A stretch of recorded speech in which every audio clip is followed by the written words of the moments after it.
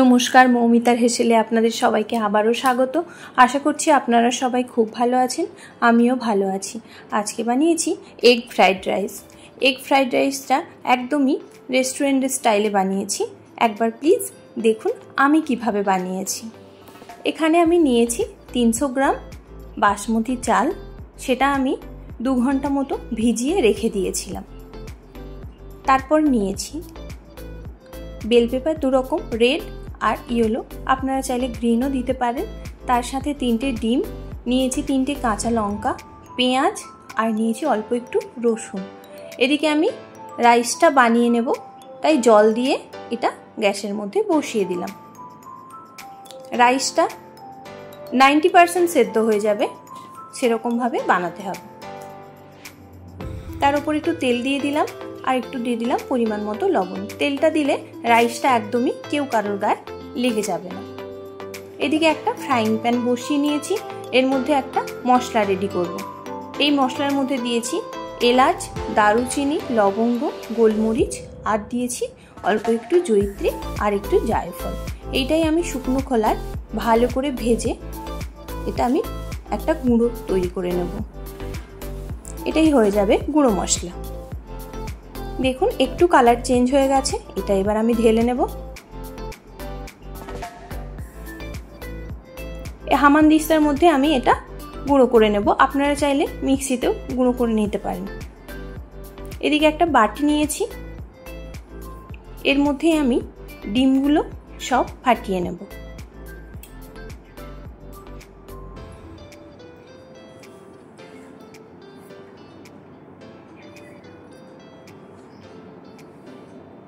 তিনটে ডিমই বেশ ভালো করে ফাটিয়ে তারপর একটু লবণ দিয়ে এটা ফেটিয়ে নেব। লবণটা আপনারা আপনাদের স্বাদ অনুযায়ী অবশ্যই দেবেন। এবার এই ডিমটা ভেজে নেব। অল্প একটু তেল দিলাম, দিয়ে ডিমটা বেশ ভালো করে ঝুরঝুরে করে ভেজে নেব। ডিমটা দিয়ে এভাবে নাড়িয়ে নিলেই ঝুরঝুরে হয়ে যাবে।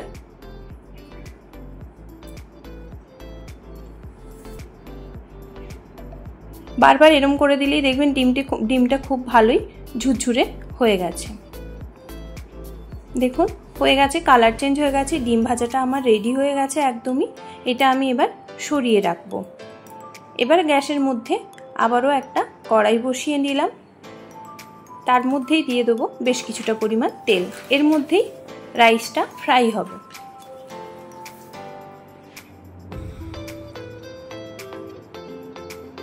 দেখুন তেলটা গরম হয়ে গেছে। এবার আমি পেঁয়াজ, কাঁচা লঙ্কা, ক্যাপসিকামগুলো সব চপড করে নিয়েছি, সেটাই দিয়ে দিলাম। রসুন, পেঁয়াজ, ক্যাপসিকাম সবগুলোই আমি চপড করে নিয়ে দিয়ে দিলাম পুরোটাই। আপনারা চাইলে ছোট ছোট করে কেটে নিতেও পারেন।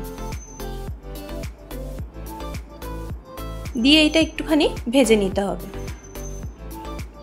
খুব বেশি সময় ভাজার দরকার নেই, এটা খুব তাড়াতাড়ি এটা হয়ে যায় রান্না। এর মধ্যেই দিয়ে দেব অল্প একটু পরিমাণ লবণ। সব কিছুতেই আমি লবণ ব্যবহার করছি, তাই অল্প অল্প পরিমাণে ব্যবহার করছি। দেখুন এটা আমার ভাজা হয়েই এসছে।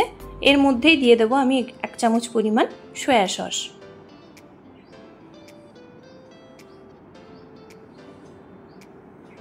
আর দিয়ে দিলাম 1 চামচ পরিমাণ ভিনিগার।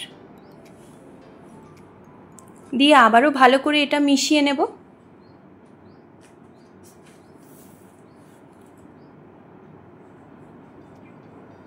দেখুন এটা মেশানো হয়ে গেছে। এবার আমার রাইসটা রেডি করা হয়ে গেছিল, সেটাই আমি দেখুন দিয়ে দিলাম।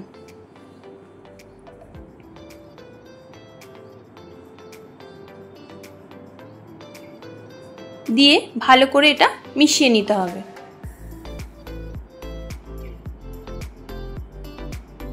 আর আমার চ্যানেলের রান্নাগুলো যদি আপনাদের ভালো লাগে তাহলে কিন্তু অবশ্যই লাইক, কমেন্ট, শেয়ার, সাবস্ক্রাইব করতে ভুলবেন না। আমার চ্যানেলে যদি আপনারা কেউ নতুন হয়ে থাকেন অবশ্যই একটা লাইক করে আর একটা কমেন্ট করে সাবস্ক্রাইব করে আমার পাশে থাকবেন। দেখুন এটা মেশানো হয়ে এসছে, এর উপরেই আমি ডিমটা দিয়ে দিলাম। ডিমটা দিয়ে আবারও বেশ ভালো করে মিশিয়ে নেব। গুঁড়ো মশলাটা কিন্তু যখন সবজিগুলো রান্না করছিলাম তখন দিইনি, এই সবজিটা গুঁড়ো মশলাটা দেব তারপর।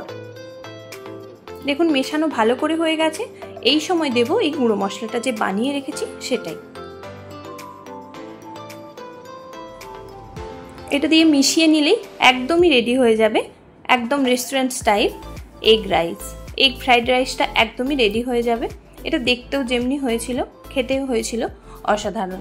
দেখুন রান্না একদমই পুরো রেডি আমার, কেমন দেখতে হয়েছিল। অবশ্যই বাড়িতে বানিয়ে খাবেন আর একবার কিন্তু কমেন্ট করে জানাবেন কেমন হয়েছিল।